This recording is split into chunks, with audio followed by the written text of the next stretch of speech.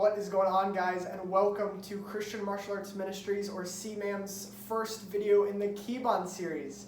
In this series, we're going to be covering Star Block and then the first 10 Keibons. So we're going to be doing this in alternating weeks. We're going to post a new video to this series every other Wednesday. It's going to be following one of our videos in the Pumse series, which will be covering all of the Taeguk Pumse from Taeguk Ilchong all the way to Taeguk Pilchong, and then potentially even further on to some black belt forms. But for this series, we're going to be going over some of the Keibons. We're going to start with Star Block. That's what's going to be today's video. And then the following weeks, we're going to be doing Keibons 1 through 10. We will be walking through each technique in the Keibon, how to deliver it, the method of delivery, things like power, accuracy, striking line, targets, things like that, because there's only 8 moves in a Keibon. Star Block has a couple more. We'll be going less into detail, but for all of our Keibons, we're going to be digging really deep into how to get the most out of each of your Keibons, why we practice the Keibons the way that we do, and why I think each Keibon is important, and some of the more important things to take away as you practice your Keibons, especially as you get into the higher sets of Keibons. 8 moves doesn't really seem like a lot once you start learning forms, but it's so important to get back into the bases of why we do certain techniques for Keibons, 1, 2, and 3, and even all the way up into 8, 9, and 10. They all have something special to offer, and I really want to break down why do we do these Keibons and make sure you're doing the Keibons to the 100% capability. So please stick with us as we start working on the Keibons. Today we'll be working on Star Block. Star Block is a prequel to the Keibon series. It's what we teach our white belts. This is the first technique that really gets you into styles of blocking, how to chamber your block, how to get a good straddle stance, having a solid base, building up those quadricep muscles, and just the gist of blocking with your left hand than your right hand, and both hands at the same time. It really just builds a good foundation for your martial arts training. So before we get started, please, if you have not subscribed to our channel, CMAM Taekwondo, like this video, and if you would like, go back and take a look at video from last Wednesday. We talked about Taeguk Ilchong and some of the issues that I see when I teach Taeguk Ilchong and when I watch my students do them. Things like turning, striking line, targets, and movements and things like that in the first Taeguk Pumse. So without further ado, let's get into Star Block. So, like I mentioned before, Star Block is the form that we teach to our white belts. And this is the first set of techniques, the first set of memorized techniques that you have to learn for CMAM Taekwondo and USCDKA Taekwondo that brings you into Taekwondo. This is going to be something that teaches you how to block, when to block, where to block, how to chamber your blocks, how to generate good power, how to move your hips, and it also builds up a good straddle stance, which is going to be really important in building up those quadricep muscles, which are useful in all of our stances in Taekwondo. So first things first, get into a good straddle stance. So the straddle stance is about 2 shoulder lengths in stance, between 1.5 and 2 shoulder lengths in stance, with a good bend in your knee. You need to have, I would say, probably between 120 and 100 degree bends in your knees for this stance to be a good, proper straddle stance. Now, the way to begin this Star Block set, we're going to place both hands on our hips. Make sure that your fists are underneath of your armpits. That's the far back. That's how far back you need to be to begin this form.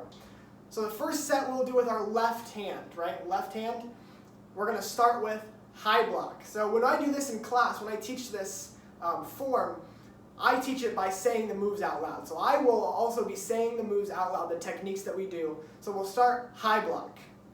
Make sure that you're reaching around to the back. The left hand reaches below the belt as though you were grabbing your back pocket and pulling up. Make sure you're twisting your wrist into a good high block position, right? The way I teach my high blocks to make sure you're in the right way, I call this the unicorn method, right? You're going to take your pinky finger of your non-blocking hand and your thumb. You want to put your thumb right in between your eyeballs, and what you want is for your pinky finger to line up with the wrist of your blocking hand. And this is how I make sure that all of my students have good high blocks. I call this the unicorn method. So please use the unicorn method here. Make sure you've got a good high block. Okay, high block, inside block. We're going to touch our ear with the same hand, and inside block.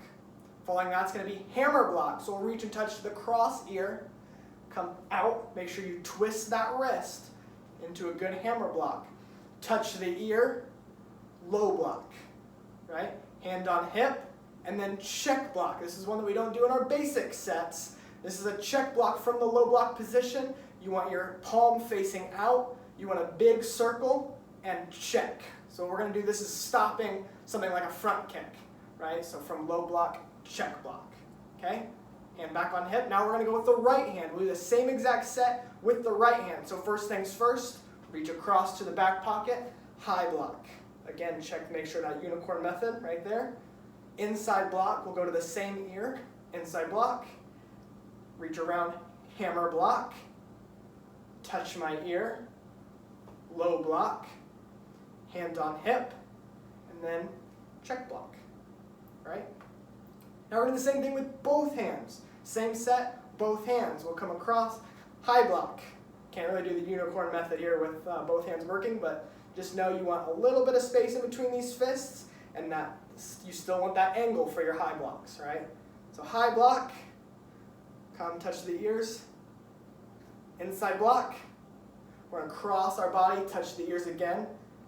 Hammer block, touch your ears, low block, hand on hip, check block.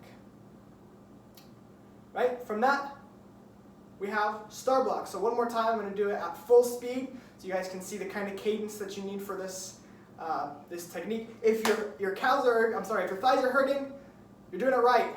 Okay, the quads are going to hurt in this form. If you hold this stance for too long, you're going to start to feel it. So that's okay. That means you're doing a good job. That means your straddle stance is good and deep and solid. Okay, so let's do star block one last time. Here we go. And I will call out the moves as I do them, just the same way I teach my kids how to do it. So here we go. High block, inside block, hammer block, touch my ear, low block, hand on hip, check block. High block, inside block, hammer block, touch my ear, low block, hand on hip, check block. High block, inside block, hammer block, touch my ear, low block, hand on hip, check block. Then we'll putt out. So, that is the star block set. Guys, thank you one more time for joining us for our star block set. Just a few last pointers that I want to leave for you guys as you practice your star blocks.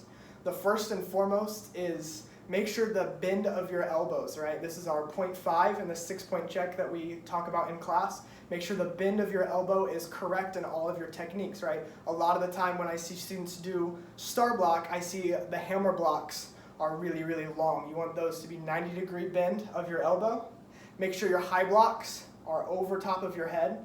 Right, check that unicorn method. Sometimes I see, flat high blocks or high blocks that are out too far, not protecting anything of your head. Make sure you've got good high block techniques. The bend of the elbows are super important. Even in the inside blocks, you don't want to be, let me show you, a little too close. These inside blocks are too close to my body. You don't give yourself enough room to block anything. So make sure you've got the 90-degree bend, again, on these inside blocks.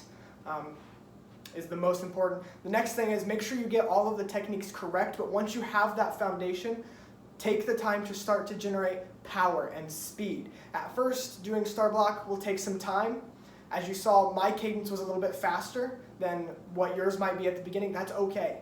Get the moves down, get the movements, the chambers correct. Make sure you're touching your ear, reaching for the back pocket and things like that. Make sure your check blocks are big circles. Once you've got those movements down, get power. Make all of those blocks powerful. Use full force, use your hips, use both hands to try to generate that kind of power. Start doing different things. You can kind of modify, I guess, star block to really force the power to build up some of those muscles and to teach your body how to do those movements with good power and with speed.